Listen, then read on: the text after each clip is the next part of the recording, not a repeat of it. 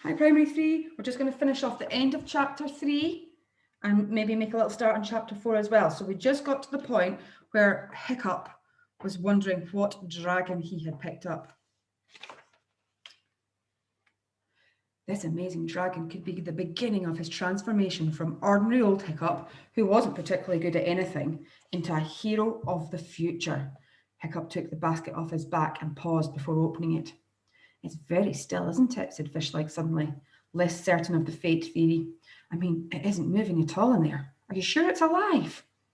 It's just very deeply asleep, said Hiccup. It was stone cold when I picked it up. Suddenly he had a strong feeling that the gods were on his side. He knew that this dragon was alive. With trembling fingers, Hiccup undid the latch, took the lid off the basket, and peered in. Fishlegs joined him. Things weren't looking so good anymore.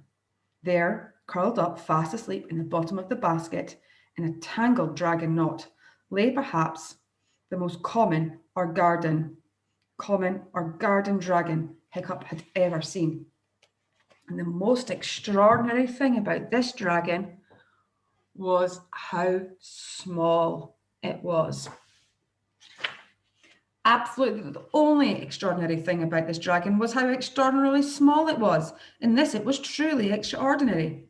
Most dragons that the Vikings used for hunting purposes were about the size of a Labrador dog. The adolescent dragons the boys were collecting weren't quite that big, but they were nearly fully grown. This dragon was comparable to a West Highland Terrier. Hiccup couldn't think how he had overlooked this when he picked the dragon up in the tunnel. He supposed miserably that it was rather a pressured moment, what with 3,000 dragons trying to kill him at the time. And dragons in a deep sleep coma do tend to wear more than they do when they're awake. Well, said Hiccup at last, that's a sign if you like. You reach for a deadly nadder, and what do you get? A basic brown. I grab a dragon in the dark, and what do I get? A common or garden. The thing is, the gods are telling us we're common or garden folks, Fishlegs. You and I were not meant to be heroes. It doesn't matter about me, said Fishlegs, but you are meant to be a hero, remember? Son of the chief and all that, and you will be one. I know you will. Fishlegs put the basket back on Hiccup's back and they trudged towards the village gates together. At least I sincerely hope you will. I don't want to be following Snoutlight into battle. You've got more ideas about military tactics in your little finger than Snoutlight has in his whole fat head. While that may have been true, not only was Hiccup not about to be the future star of dragon training, but with this particular dragon, it was even going to be difficult for him to take his familiar place fading into the background. It was so small, it was going to make him look ridiculous.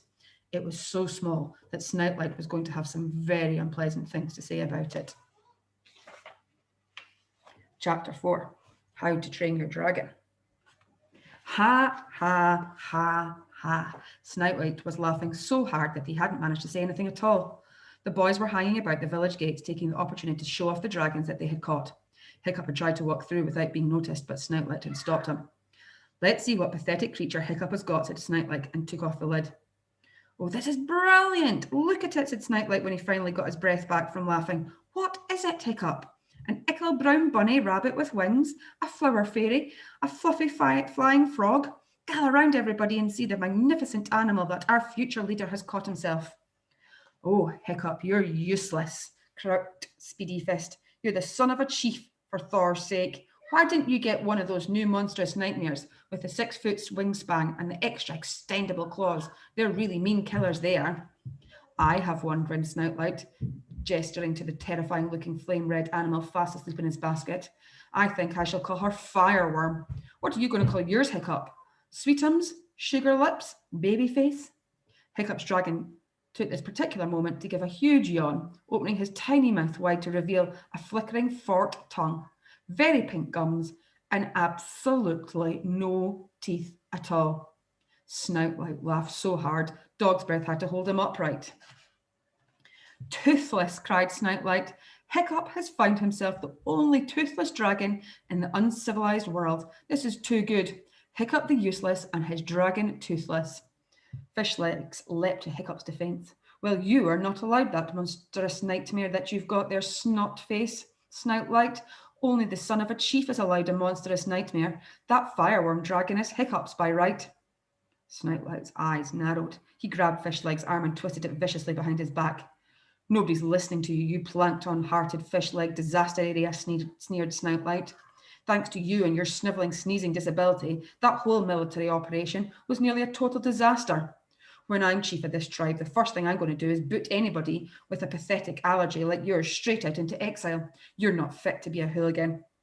Fishlegs went very white in the face, but he still managed to gasp out, "But you're not going to be chief of this tribe. Hiccup is going to be chief of this tribe." I'll stop there, Primary 3. We'll read some more later on this week. Bye.